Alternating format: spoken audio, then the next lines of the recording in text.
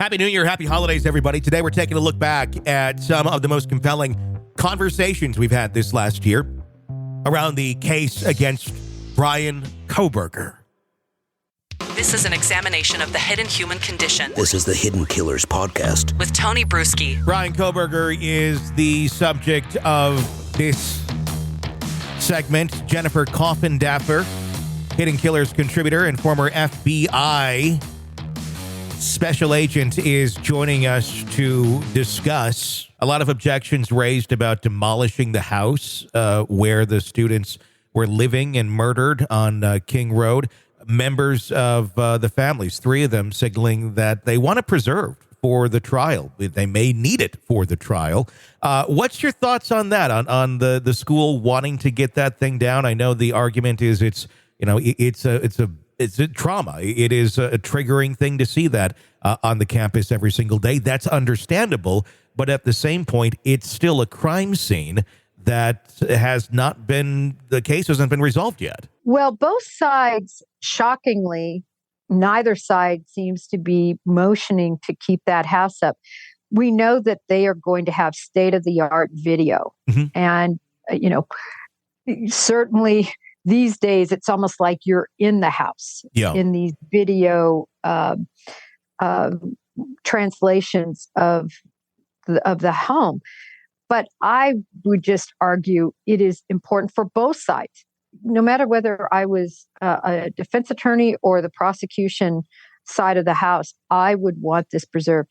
There is no substitute for being able to walk those stairs to hear the creaks, to being able to see from the vantage point of Dylan Mortensen what she could have possibly seen, to see exactly how close that footprint was as Dylan Mortensen, shut the door. We know that footprint was close to her door. To be in that house and to have them maybe play have people inside and outside the house and see what could be heard. Because remember, the Ring camera supposedly picked up a lot of, picked up a thud, picked up noises. All that's going to be important. And when a jury can feel that and see that, the proximity of everything, I just don't think any video is going to take the place of the house. I'm shocked neither side is fighting to keep it up. It's interesting because in a situation like that, something being on the location of where the crime took place, it could really work in either way for the defense or for the prosecution. Obviously, we saw it recently in the Murdaugh case where they visited the shed, and shortly thereafter, a verdict was reached of guilty. But that's not always the case when the jury goes and visits a location. Do you think that maybe the prosecution and the defense in this case really don't know how that would play either way, and that's why neither are raising their hand to say, let's keep this up? Well, I think the defense doesn't want it up and doesn't want jurors in there because they're going to see a bloodbath. Okay. They're going to see blood stains and it's going to look horrible, like a war zone in the proximity of where those kids were murdered. Mm-hmm. So I see the defense's side. I think they think that will outweigh the pluses of the acoustics and, other things that could possibly work in their favor.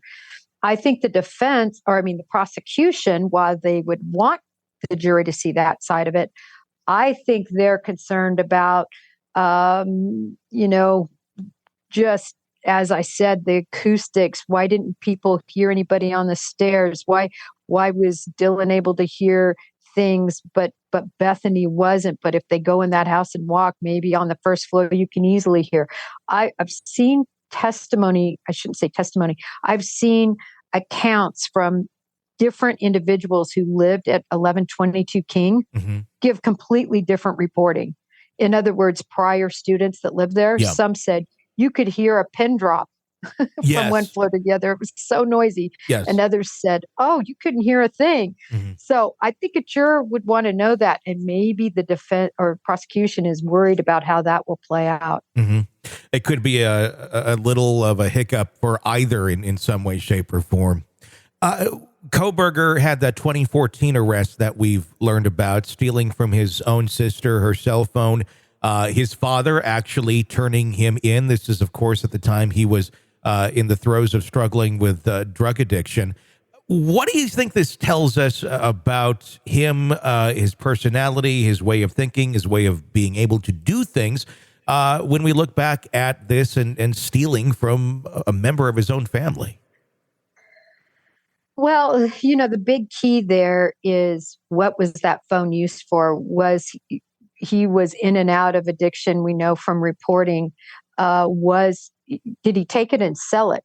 Mm-hmm. Did he take it and use it for another purpose? Did he take it just out of anger and crush the thing? I mean, we really don't know exactly the purpose that phone was used for, other than he stole it, because we can't see that expunged report. Law enforcement can, though. I think for me, it definitely spoke of this family dynamic. It just seemed to speak of a family that was really torn and divided. It takes a lot, I think, for a parent to turn a child in. Yeah. And it just seemed like, this father had it and had chosen to back his daughter, who, of course, was in the right. The daughter had done nothing wrong that we know about. And it just, to me, shed a light more on the dynamic. And if he wasn't in the throes of heroin, in other words, if he didn't try to sell a cell phone for money, if it was for some other purpose, I just think to me, I can't imagine, and most people don't want to hurt those they love. I mean, most people in healthy relationships that love their family members, that's the last person they want to victimize. Yeah. So, I wish we knew more details around it. It could be more interesting than we think. But no matter what, law enforcement needed to look at that to make sure there wasn't anything hiding behind that expunged record that could be purposeful for their case. We haven't heard much at all from the parents, other than information when they went to that grand jury, the investigative grand jury, a bit more than a month ago. We heard some unconfirmed reports of how Thanksgiving went at the family, with one of his sisters allegedly pointing out, "Hey, you drive the white Elantra. You're coming from that area. How do we know it's not you?" Today, as Kohberger sits in his cell and we await a trial, where do you think the family is at today in terms of their view of their son, their brother? It's just pure conjecture and opinion, but where do you think they're standing at this point? Well, what I look at is action, right? Action speaks louder than words. If this were my son, I would be in the courtroom. I would be visiting. I would probably sell my home and buy a home or an apartment near in Idaho to be there and supportive for my son if I thought he were not guilty. If I thought he was guilty or could possibly have done this crime, I would probably still be there in support, probably trying to talk him into pleading guilty and doing the right thing. Yeah. But I find the whole situation with them seemingly offering absolutely no support. I feel terrible for this family, to be honest with you, Tony. Sure. I really don't think that they knew. I don't think they were complicit. I don't think the fact he drove back with his son, I think that was prearranged. I've done that. My children are in college. This is very normal behavior, I believe, to make a cross-country trip, want to spend some time with your son. So I don't think there was anything nefarious about it. And I feel terrible for this family. Yeah, I mean, it does show that prior to knowledge of these accusations, they were very much about helping their kids. The fact that he went over there and did that drive, and we've heard reports that it's not the first time that that's been done. They were active with them. So for them not to be showing up and not really doing anything and not saying anything, I think that does speak volumes. And I think the other thing, Tony, that's a big red flag to me was the Smithers grand jury. They get called into that grand jury. Why did they hire counsel to try to quash the subpoena? It didn't work. They had to testify. But, I think we've talked about this, Tony, but if I'm being called into a grand jury to provide an alibi and I have an alibi for my son, why wouldn't I be banging at the door? Why wouldn't I be calling the prosecutor? Yep. So I found that extremely interesting too. They seem to just be so distancing themselves and maybe questioning and believing that their son could be culpable for this crime.